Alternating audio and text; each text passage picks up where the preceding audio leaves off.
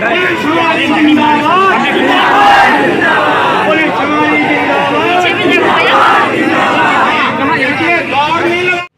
आज अटेवा द्वारा लगातार प्रदर्शन किया, लगातार 2013 से अपनी मांगों को लगातार निरंतर सेवारत है, मगर सरकार द्वारा अभी तक अटेवा की कुछ मांगों को पूर्ण किया गया है। आज पुणे से फिर से एक बार अपनी मांगों को लेकर मैदान में उतरा है। मेरा नाम शशि सिंह है और मैं राज्य कर्मचारी संघ परिषद की प्रदेश अध्यक्ष हूँ। मैं शुरू से जब से अटेवा ने ये संघर्ष का नारा दिया, तो उसके पहले से ही मैं सोचती थी कि ऐसा क्यों हो रहा है कि पुरानी पेंशन छीन ली गई, क्योंकि उसके नुकसान समझ में आ रहे थे और हम भाई के साथ थे। विजय बंधु साथ पहले दिन से मैं उनके साथ थी और मैं सबसे कहती थी कि कृपया आप लोग सारे देश और सारे अलग अलग गुट को छोड़ करके एक साथ हो जाइए, और इस लड़ाई को जब तक आप एक साथ मिलकर नहीं लड़ेंगे आप बिल्कुल सफल नहीं होंगे, क्योंकि उसमें भितरघाती शामिल थे। वो लोग शामिल थे जिन्होंने पुरानी पेंशन छिनवाई, और आज हमारे साथ वो खड़े हैं। हमारे लिए बड़ी अच्छी बात है, हर्ष की बात है। हमें सफलता की पूरी उम्मीद है, बस भितरघात नहीं होना चाहिए। वो मिल करके हमारे साथ फिर घात ना करें, इसका भी ध्यान रखना चाहिए। एकता में शक्ति है, हम एकजुट होकर के पुरानी पेंशन लेके रहेंगे, सब मुझे पूरा भरोसा है। और सरकार से मेरा निवेदन है कि कृपया वे मानवता से चलें, मानवता को देखें। अगर जनहित के कार्य करती हैं तो इससे बड़ा जनहित कुछ नहीं होगा कि आप वृद्धावस्था में किसी को जीने के लिए 2 रोटी का निवाला दे दें। पुरानी पेंशन जो है वो एक ऐसा संबल है कि इंसान जो है रिटायरमेंट के बाद में लंबी उम्र तक जीने की कामना कर सकता है। एनपीएस उसके लिए फांसी के फंदे के समान है, कृपया इसे हटा दें।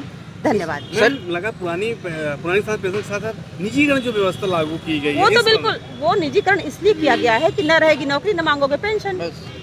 जब निजीकरण कर देंगे तो नौकरियां अपने आप समाप्त हो जाएंगी और पेंशन का रोना आप रो करके निजीकरण के रोने में आ जाएंगे, पुरानी पेंशन भूल जाएंगे।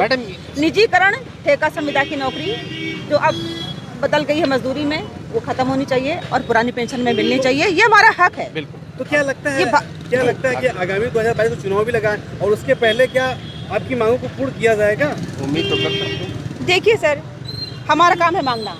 अगर वो वास्तव में मानव होंगे और जनहित जो कहते हैं ना, हम लोगों के हित के लिए कार्य करते हैं, कर रहे होंगे, तो उन्हें शर्म आनी चाहिए कि अब तक उन्होंने क्यों नहीं किया।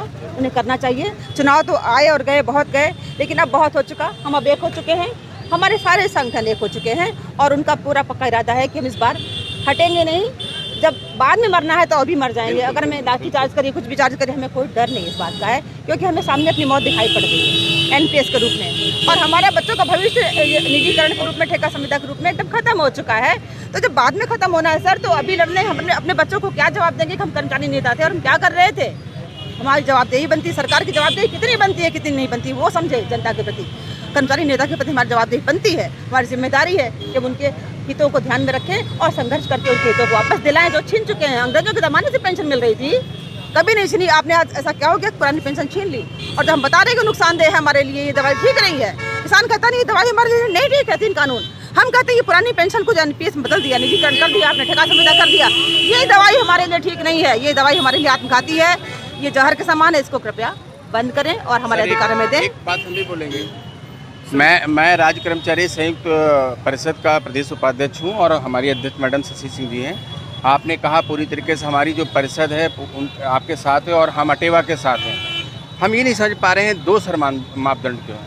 विधायक 2-2 पेंशन लेता है, 3-3 पेंशन लेता है, सांसद 2-2 तो 3-3 पेंशन लेता है, और हम कर्मचारीगण जो है पूरी अपना जीवन 35-40 साल का सर्विस देंगे, उसके बाद हमको पेंशन के नाम पर 2000 रुपये मिलेंगे सल्फास खाने के। ये मानदंड बंद होना चाहिए और हमारी मांग है, और मैं उम्मीद करता हूँ और हमारी परिषद राज्य कर्मचारी संघ शशि सिंह गुट जो है ये उम्मीद करता है कि ये हमारी मांगें मानी जाएंगी और इसको हम लेकर रहेंगे। नहीं तो आने वाले विधानसभा चुनाव में इनको भुगतना, संघर्ष बहुत भीषण होगा। Thank you sir.